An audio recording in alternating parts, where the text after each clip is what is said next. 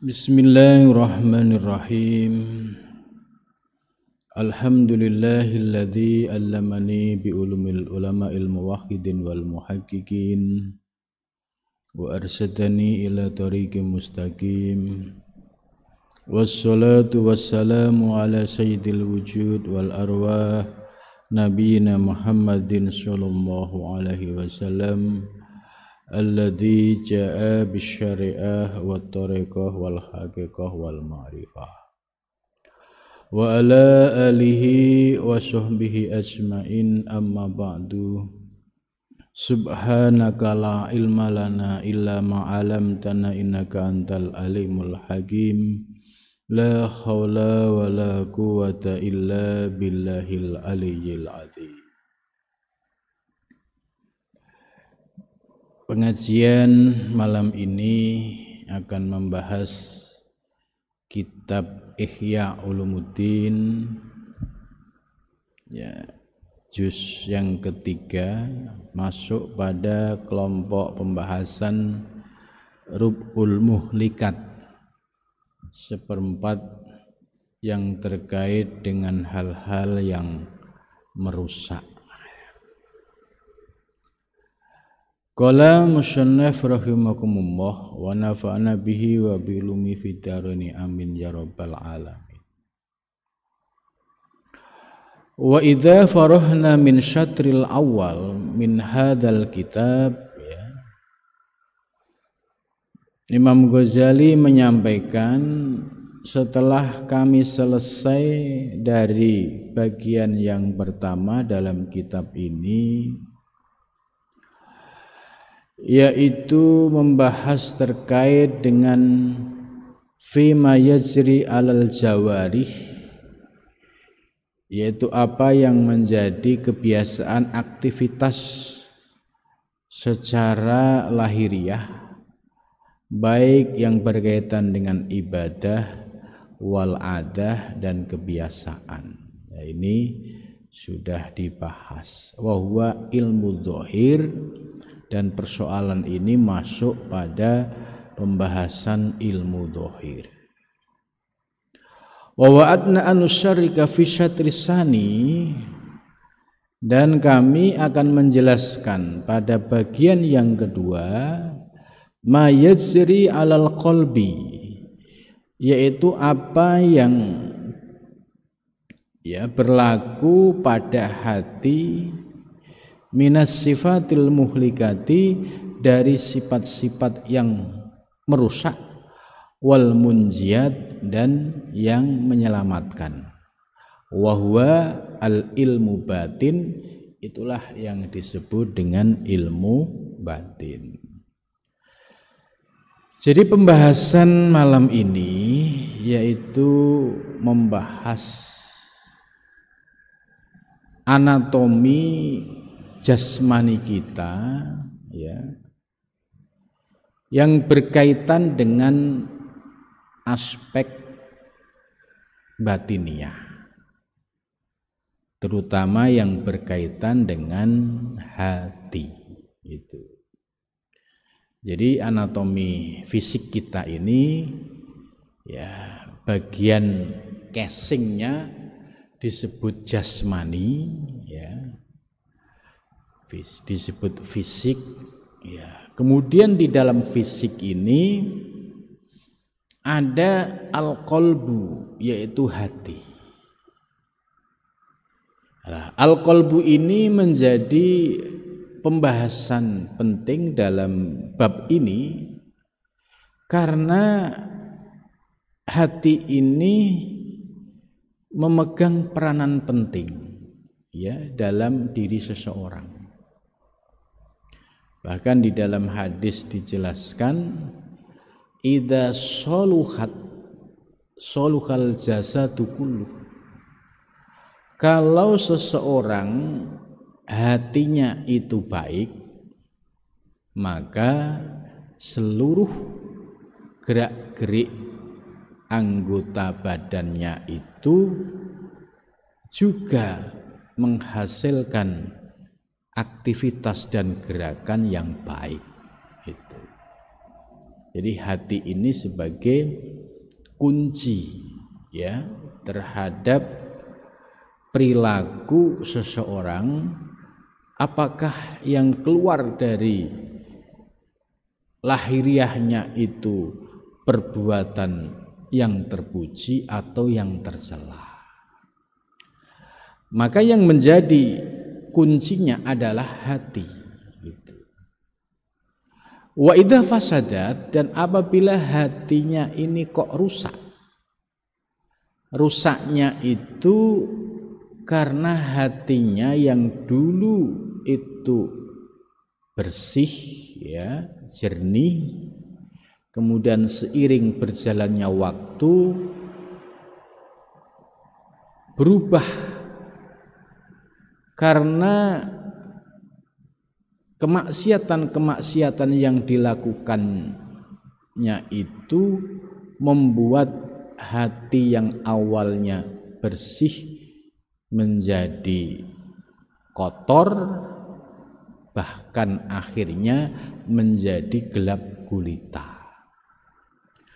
Maka pada saat hati gelap gulita ini, inilah yang menghasilkan yaitu perbuatan-perbuatan yang disebut dengan al-muhlikat, yaitu perbuatan-perbuatan destruktif yang merusak, yaitu akhlakul karimah. Tapi sebaliknya kalau hatinya jernih, bersih ya misalnya tidak ada kesirikan di dalamnya, sudah tidak ada syirik khafi, syirik yang tersembunyi, tidak ada syirik jali, syirik yang jelas, yang nyata.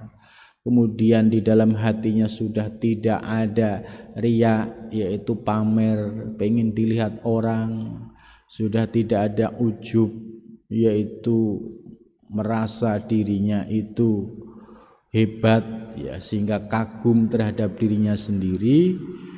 Ditambah lagi jika tidak dibersihkan akan melahirkan yaitu sifat kibir atau takabur.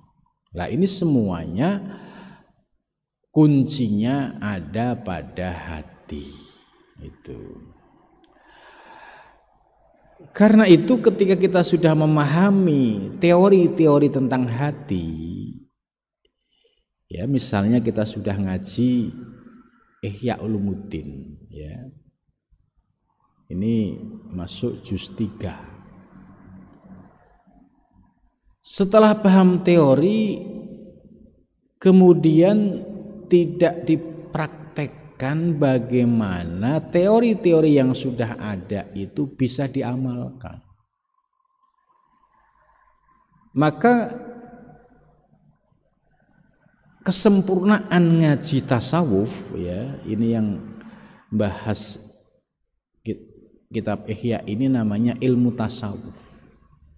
Lah, setelah paham teori-teori tasawuf, supaya teori itu bisa diamalkan dalam diri, ya harus dibarengi dengan ilmu tarekat, ilmu torekoh. Apa pentingnya ilmu torekoh?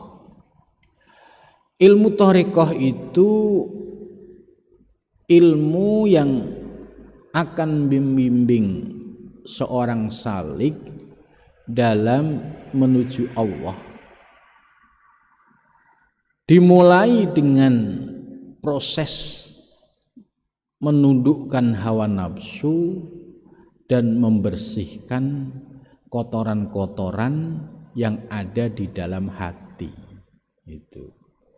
Lah, di dalam torekoh itu yang diajarkan yaitu kaifiat dzikir, dan dzikir yang diajarkan dalam torekoh ini dzikir yang memiliki sanad mutasil hingga Rasulullah Shallallahu Alaihi Wasallam.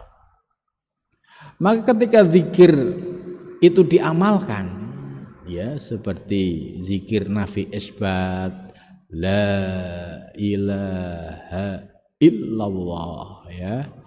Zikir ini ya diberikan oleh Rasulullah kepada Sayyidina Ali, kemudian Sayyidina Ali turun kepada Sayyidina Husain, terus sampai generasi sekarang, yaitu para guru-guru yang mendapatkan ijazah zikir itu dari guru-gurunya. Ya, selain zikir nafi isbat apa? Yaitu zikir ismudzat, Allah Allah. Lah, dua zikir ini ya di dalam ilmu thariqah ini harus diamalkan secara istiqomah. Terus fungsinya apa? Fungsinya yaitu untuk membersihkan kotoran-kotoran yang ada di dalam hati. Ketika hati seseorang dipenuhi dengan kotoran-kotoran duniawi seperti hubbud dunya, mencintai dunia yang berlebihan, mencintai pangkat.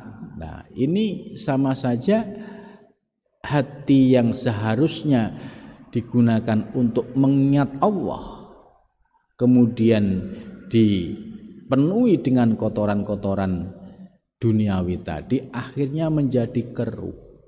Ketika hatinya keruh, maka terhijab. Ketika terhijab, maka terhalang dari memandang Allah Subhanahu wa ta'ala. Maka ketika seorang salik istiqomah dalam mengamalkan zikir nafi isbat, ya, la ilaha illallah, ya, ketika illallah dihentakkan pada hati, maka akan memiliki efek, ya, secara nyata, yaitu memperoleh bias ilahiyah dari ismu zat yang diucapkan, yang dizikirkan, la ilaha illallah. Jadi illallah dihentakkan pada hati. Begitu juga zikir ismu zat pada thariqah Naqsabandiyah juga sama, ya. Ketika zikir Allah Allah dihentakkan pada hati secara terus menerus, maka kotoran-kotoran yang ada di dalam hati, ibarat hatinya yang awalnya bersih kemudian menjadi kotor gelap gulita, maka dengan zikir ismudzat atau nafi isbat itu seperti pembersih, ya, lambat laun akhirnya menjadi nampak terang, terus diistiqomahkan akhirnya menjadi terang benderang. Lah, inilah peranan zikir dalam thariqah, itu memegang kunci untuk membersihkan hati dari sesuatu selain Allah. Maka ketika seorang yang sudah istiqomah, ya, zikirnya, dia akan menikmati bahwa tidak ada yang layak diingat di dalam hati kecuali Allah. Ya, duniawi, materi dan lain sebagainya itu sifatnya sebagai amanah, cukup ada di tangan. Sedangkan hati hanya untuk mengingat Allah Subhanahu wa ta'ala. Nah, pembahasan pada kitab ini, ya, falnadkur al-an, kami akan menjelaskan saat ini min syarhi ajaibil qalbi, yaitu terkait dengan keajaiban hati, ya, bitoriqi dzurbil amsal, ya, dengan metode membuat perumpamaan, ma yuqarribu minal afham, yang bisa memudahkan pada paham, karena fa inna tasrih bi ajaibihi, karena menjelaskan tentang keajaiban hati dan rahasianya itu bisa menjadi pintu masuk dalam memasuki alam malakut itu. Jadi kalau hatinya itu sudah bersih, jernih gitu, itu secara otomatis, ya, seseorang itu akan mudah bisa masuk ke wilayah alam malakut. Alam malakut itu dimensi metafisik, ya. Alam malakut itu ya dalam teori martabat 7 termasuk alam misal. Maka ketika seseorang hatinya sudah bersih jernih, itu dengan sendirinya Allah akan memberikan anugerah, ya, bisa merasakan menikmati panorama dan keindahan-keindahan yang ada di dalam malakut. Nah, tujuannya apa Allah memberikan seperti ini? Supaya kita tambah yakin bahwa kehidupan di dunia ini sementara. Ada kehidupan yang hakiki, ada kebahagiaan yang hakiki, yaitu kebahagiaan manakala kita di alam malakut, ya, bisa memperoleh anugerah-anugerah rohani yang istimewa. Nah, inilah yang menjadi dambaan para salik, yaitu orang-orang yang menuju Allah Subhanahu wa ta'ala. Nah, ada 4 hal yang dibahas dalam kitab ini, yaitu yang pertama tentang makna an-nafas, ya. Di dalam diri kita itu ada namanya an-nafas. Nafas itu maknanya bisa jiwa, bisa nafsu, ya. Kemudian waruh, ya, di dalam diri kita, jasmani kita ini juga ada aspek ruh. Kemudian yang ketiga adalah wal qalbu, yaitu hati. Nah, hati ini tadi yang memegang peranan penting, ya. Kalau hatinya jernih, ya pasti akan melahirkan akhlakul karimah. Tapi kalau hatinya itu penuh dengan penyakit-penyakit batin, maka yang keluar adalah perilaku yang tercela. Lah, hati seorang mukmin yang bersih dan jernih ini yang memiliki keistimewaan, yaitu memiliki fasilitas terkoneksi dengan wilayah ilahiyah itu. Nah, sebagaimana dijelaskan dalam hadis, ya, qudsi, ya, ma wasi'ani ardi wala samai, bahwa langit dan bumi itu tidak mampu menampungku, walakin, ya, akan tetapi yang mampu menampung yaitu hati seorang mukmin. Itu artinya apa? Bahwa rahasia di balik hati kita ini ada, yaitu fasilitas, ya, yang diberikan oleh Allah bisa terkoneksi dengan wilayah ketuhanan. Itu. Maka hanya orang-orang mukmin yang hatinya bersih dan jernih ini yang memiliki connecting, ya, dengan wilayah ketuhanan. Itu. Jadi 4 hal yang akan dibahas, ya. Yang pertama adalah nafas, ya, jiwa. Yang kedua ruh. Yang ketiga al-qalb, hati. Yang ketiga adalah al-aqlu, akal. Nah, kita akan diberikan penjelasan oleh Imam Ghazali tentang anatomi, ya, batiniah kita soal 4 hal tadi. Gitu. Wa nahnu nasruhu fi ma'na hadil asami ma yata'allaqu bi gordina. Imam Ghazali akan menjelaskan, ya, nama-nama tersebut, ya, sesuai dengan apa yang akan dijadikan tujuan oleh Imam Ghazali. Al-lafdzul awal, ya, lafadz yang pertama lafdzul qalbi.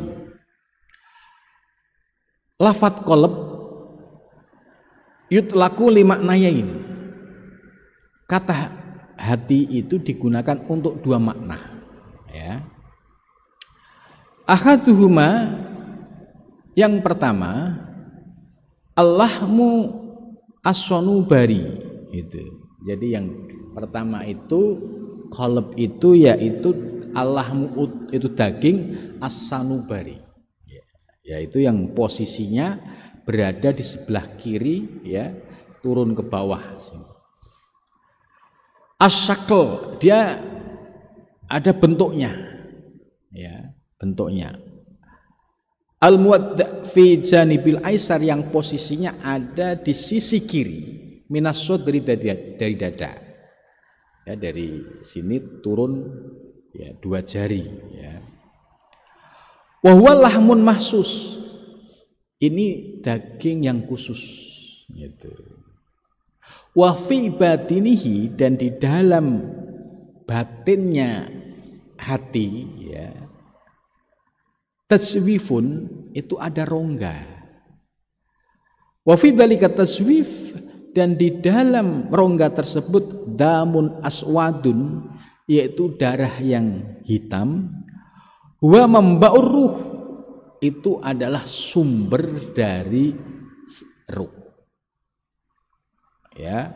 Wa ma'danuhu, dan sebagai makdan itu, ya, istilahnya tambangnya itu. Walasna naqsudu al-an saklihi wa kaifiyatihi, ya. Nah, mu'alif menjelaskan beliau tidak akan bahas secara detail soal hati yang sanubari ini, gitu. Karena itu wilayah kedokteran, atibak. Jadi Imam Ghazali, ya, proporsional, gitu.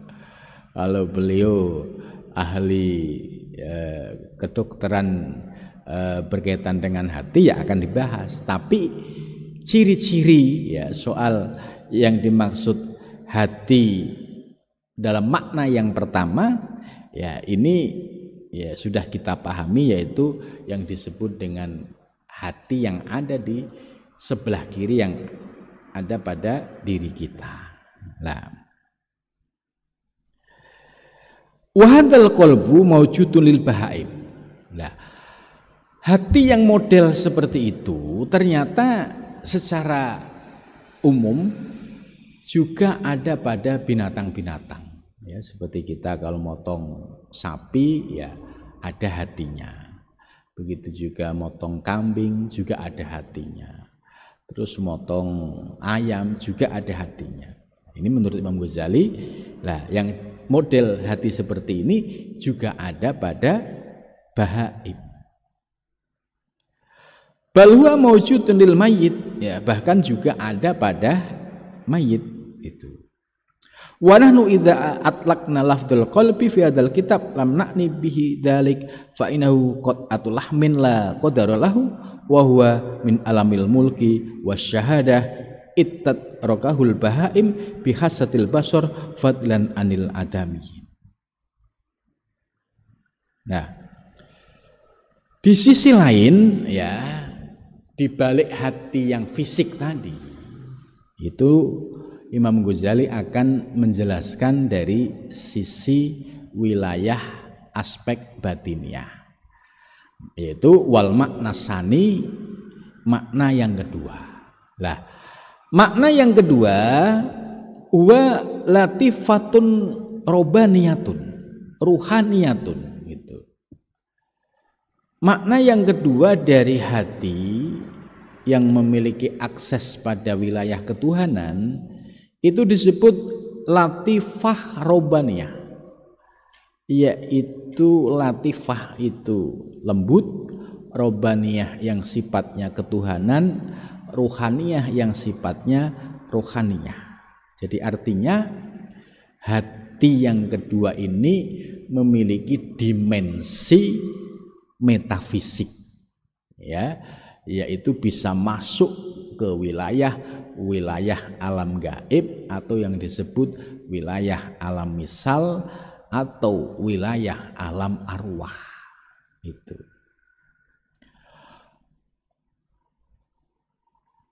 Laha bihadzal qalbi al jasmani tu'alliku. Lah, latifah robaniyah itu tetap posisinya juga ada di dalam hati ini. Hanya saja tadi dijelaskan secara fisik, ya, bentuknya seperti itu, tapi di sisi lain hati yang ada pada diri kita yang ada di sebelah kiri ini ternyata memiliki potensi yang terkoneksi dengan ilahiyah yang disebut dengan latifah robbaniyah ruhaniyah.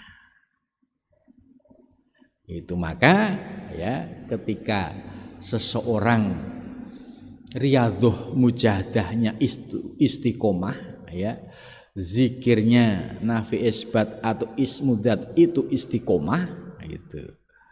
Maka ketika hatinya sudah jernih dan bening, begitu juga hawa nafsunya ya sudah bisa ditundukkan, maka secara otomatis seorang salik ini akan merasakan yaitu pengalaman rohani memasuki wilayah-wilayah rohaniyah. Itu termasuk misalnya ya masuk wilayah rohaniyah.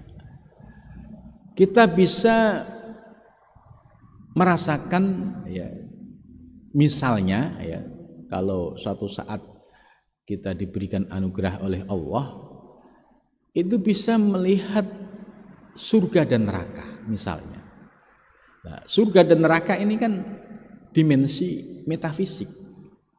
Tapi bagi orang yang hatinya jernih itu bisa masuk ke wilayah metafisik dan bisa merasakan dan menyaksikan. Oh, ini toh yang namanya surga itu. Jadi kalau selama ini kan kita mendengarkan surga itu kan sumbernya dari Al-Qur'an.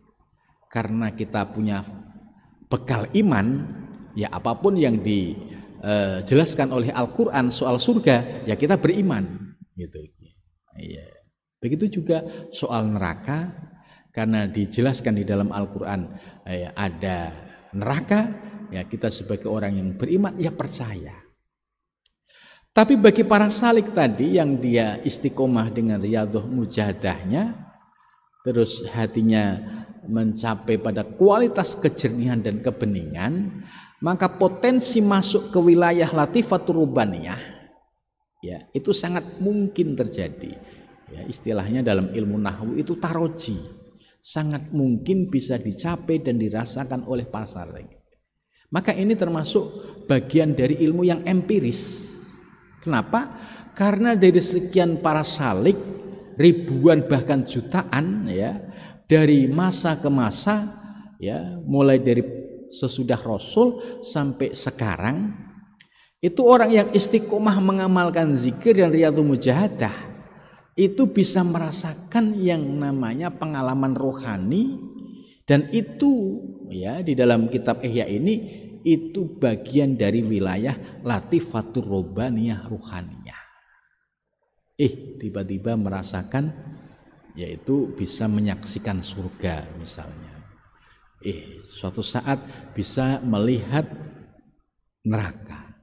Suatu saat bisa bertemu dengan ya Rasulullah SAW. Jadi bagi para salik ya ini sesuatu yang disebut dalam teori ilmu nahwu itu taroji, sangat mungkin ya dirasakan oleh para salik. Bukan tamani ya. Tamani itu sesuatu yang impossible. Tapi ini adalah satu yang taroji yang sangat mungkin dirasakan oleh para salik yang sungguh-sungguh dan istiqomah. Itu. Nah, maka kalau ada orang ya salik ya bisa mimpi berjumpa dengan Rasulullah SAW, yaitu empiris secara rohani. Dalam bahasa akademis ini intersubjektif gitu ya. Kenapa? Karena yang merasakan ini tidak satu dua orang. Ya, bisa disurvei ya, para salik yang istiqomah gitu ya, yang sungguh-sungguh ini akan mendapatkan anugerah seperti ini gitu. Nah, kemudian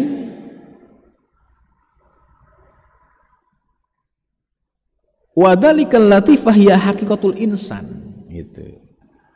Nah, setelah merasakan latifatur robbaniyah ruhaniyah tadi, Maka watil kalatifah, dan kelembutan tersebut yaitu yang disebut hakikatul insan gitu. Akhirnya dia merasakan yaitu tentang hakikat insan. Nah, ini istilah yang menarik ya, yang dicetuskan oleh Imam Ghazali ya, yaitu yang disebut dengan hakikat insan.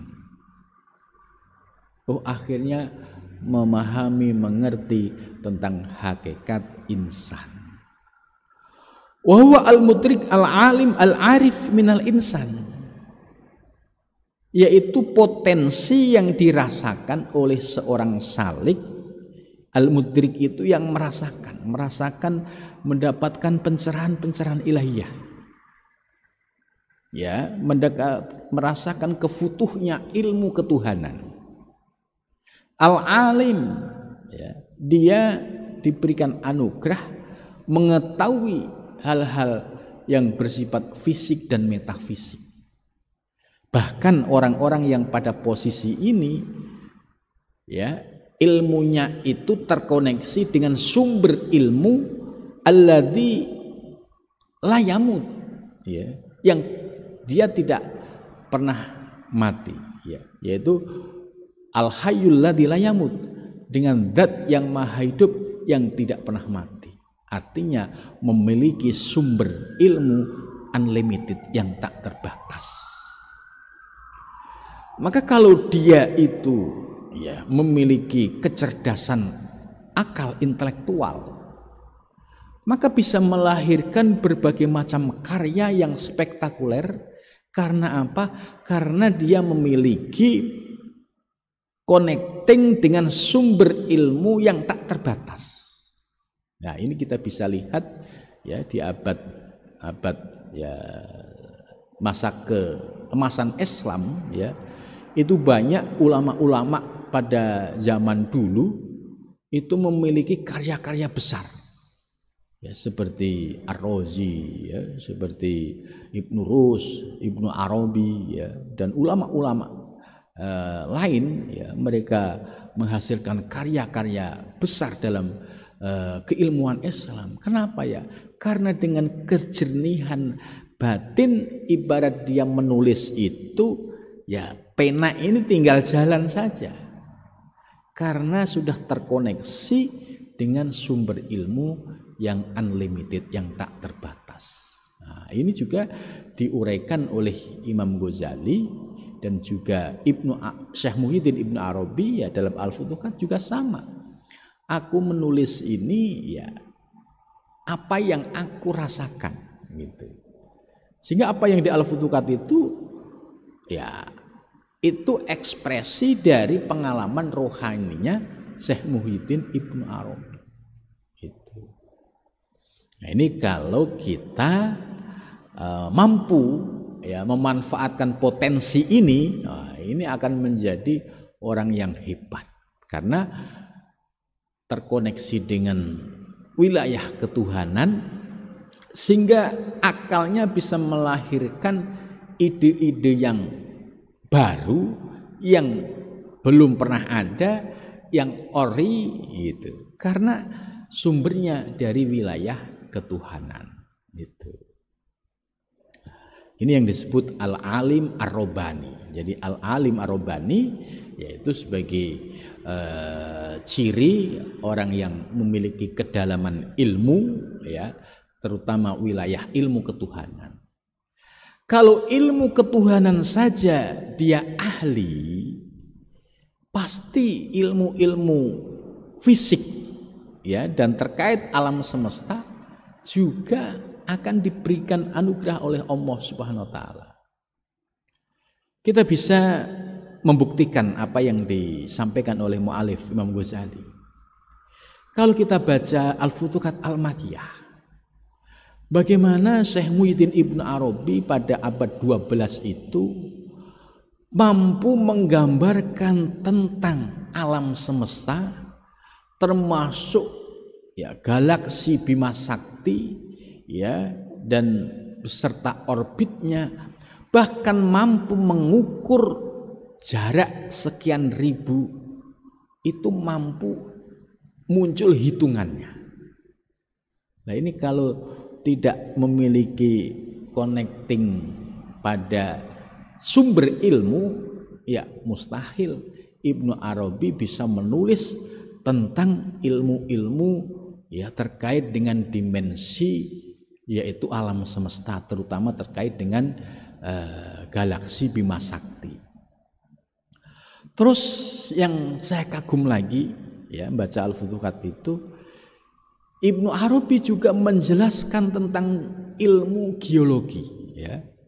Itu sangat detail sekali membahas tentang yaitu tingkatan-tingkatan yang ada di dalam struktur bumi. Ya, misalnya jarak sekian ini nanti isinya tanah, sekian batu, sekian nanti ada campuran emas. Nah, ini dalam kitab Al-Futuhat ini Ibnu Arabi mampu mengurai seperti itu. Kenapa? Ya karena Al-Alim Ar-Rabbani sumber ilmunya terkoneksi dengan sumber ilmu yang tak terbatas. Nah, yang lebih dahsyat lagi ya, ketika baca Al-Futuhat Al-Makkiyah ini membaca soal bagaimana Ibnu Arabi menggambarkan situasi neraka, nah gitu. Itu juga sangat detail sekali. Gitu. Maka ketika kita membaca soal penjelasan Ibnu Arabi tentang neraka ya, itu luar biasa penggambarannya. Dan kita yang belum merasakan ya, kita meyakini bahwa apa yang ditulis oleh Syekh Muhyiddin Ibnu Arabi ya berdasarkan pandangan visionernya, yaitu pandangan yang melihat langsung kondisi surga dan neraka secara nyata. Nah, kemudian ditulis gitu. Nah, ini salah satu pembuktian bahwa orang-orang yang memiliki sumber ilmu yang tak terbatas inilah yang melahirkan karya-karya besar ya di dalam sejarah peradaban Islam gitu. Jadi kalau ada teori atau ada anggapan bahwa para sufi menyebab kemunduran Islam, ya sebenarnya ya salah besar. Karena dengan ilmu tasawuf ya, ilmu tarekat kalau diamalkan itu akan melahirkan pemikiran-pemikiran yang genuine, pemikiran-pemikiran yang tadi sumbernya bukan dari referensi, tapi sumbernya minal hayyil ladzi la yamut, dari zat yang maha hidup yang tidak pernah mati. Orang yang pada tahap ini juga disebut sebagai al-arif billah. Itu artinya ya seorang salik yang berproses dari zikir ya, zikir mulai dari ya istighfar, sholawat, nafi isbat, ismudat gitu ya. Terus istiqomah ya, tidak pernah bosan dan menikmati, dan lambat laun semakin kefutuh di dalam proses zikirnya. Akhirnya diberikan anugerah yaitu menjadi orang yang al-arif billah. Orang yang memahami yaitu mengenal Allah Subhanahu wa taala. Al-arif minal insani, dari manusia. Wa huwa al-mukhattib wal mu'aqib wal mu'atib wal matalib walaha alaqatun al qalbi al jasmani.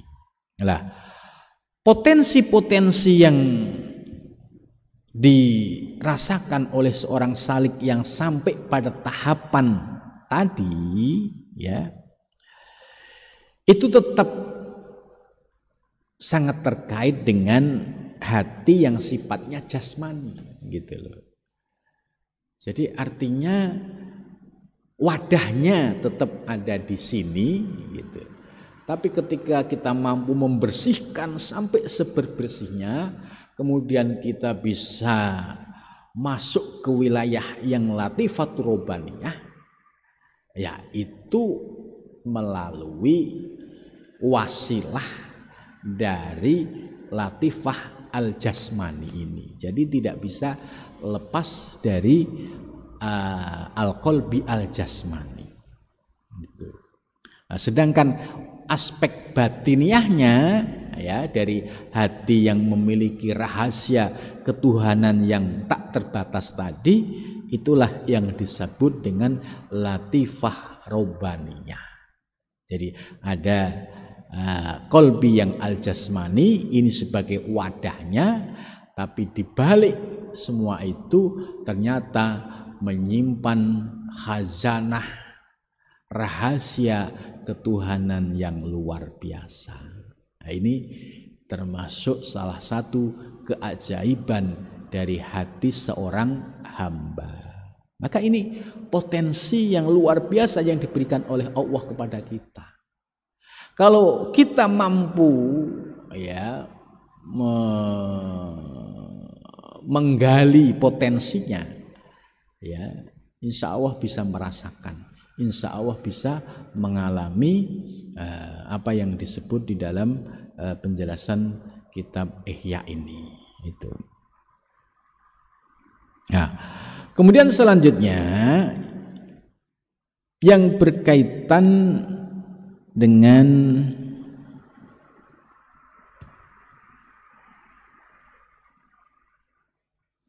ini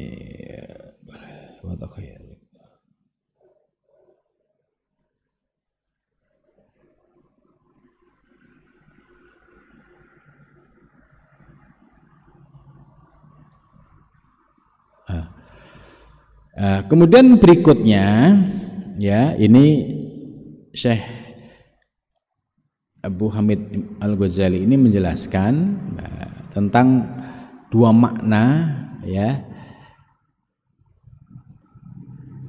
Ahaduhuma annahu muta'alliqun bi ulumil mukasyafah itu. Jadi seorang salik tadi yang istiqomah melalui dzikir dan riyadhah mujahadahnya, kemudian merasakan kebersihan hati, kejernihan hati, kemudian merasakan ilmu-ilmu ketuhanan, nah, maka salik tersebut ya memperoleh yaitu yang disebut dengan ulumul mukasyafah, ilmu yang menyingkap rahasia-rahasia batin itu. Jadi ada ilmu zahir, ada ilmu batin. Ilmu zahir ya seperti ilmu fikih, ilmu nahwu shorob ya, sedangkan ilmu batin atau ilmu mukasyafah yaitu ilmu yang sumbernya ya dari kejernihan hati yang kemudian terakses dengan wilayah ketuhanan. Ya, akhirnya diberikan anugerah yang disebut mukasyafah. Kemudian berikutnya wasani anna tahqiqu yastati syirruh wa dzalika mimma lam yatakalam bi Rasulullah sallam falaisa li ghairi ayatakalama fi. Nah, setelah seorang salik ya memperoleh anugerah ilmu mukasyafah ya atau ilmu-ilmu hakikat, maka jangan sampai membongkar rahasia-rahasia tersebut dan tidak boleh melampaui dari syariat Nabi besar Muhammad sallallahu alaihi wasallam. Jadi Imam Ghazali setelah mengurai dari aspek-aspek rahasia tadi, kemudian ditutup lagi tetap dalam koridor syariat Nabi Muhammad sallallahu alaihi wasallam. Tetap ketika bicara ya harus menggunakan teori ilmu. Ya, misalnya membahas soal wilayah-wilayah ketuhanan yang dirasakan ketika mengurai di depan jamaah, di depan publik, ya harus menggunakan landasan Qur'annya, landasan hadisnya. Ini supaya apa? Tidak lepas kontrol. Itu. Maka ketika ada salik ya dia merasakan pengalaman ketuhanan, kemudian tidak bisa menutupi dengan dalil-dalil syar'i, ya pasti akan menimbulkan masalah gitu. Karena ya pengalaman rohani itu keniscayaan, merasakan mukasyafah itu juga keniscayaan. Tapi tidak boleh lantas atas dasar pengalaman mukasyafah, atas dasar pengalaman metafisik, kemudian didohirkan dengan bertabrakan dengan pagar-pagar syariat. Ini nggak boleh. Gitu. Ketika berbicara ya harus berargumentasi, yaitu dasarnya Quran, ayat ini, hadis ini, gitu.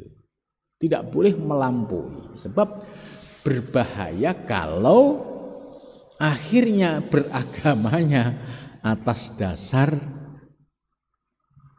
ilmu yang disebut ilmu mukasyafah tadi. Gitu. Jadi memang saya melihat ada apa yang disampaikan oleh Imam Ghazali ini, fakta di lapangan ada. Ketika ada orang, ya seorang salik ya, merasa dia riyadhah mujahadahnya istiqomah ya, kemudian mendapatkan anugerah ilmu mukasyafah, ilmu hakikat. Lah ketika dia tidak sadar, makanya ini pentingnya ngaji kitab-kitab muktabar seperti ini. Kita langsung dikasih panduan. Kalau nanti kamu sudah merasakan ini, kamu tetap harus tutup kembali ya ketika bermasyarakat, ya dalil yang kamu gunakan yang merujuk pada Quran dan hadis.